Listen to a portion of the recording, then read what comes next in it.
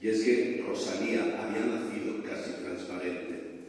Al darle el pecho podía distinguirse el contorno de la niña y de forma difusa a través de ella el seno del que se amamantaba, el vientre, a la madre entera y feliz, mientras el padre permanecía de pie, risueño junto a la ventana, sin que nadie se percatara de su presencia.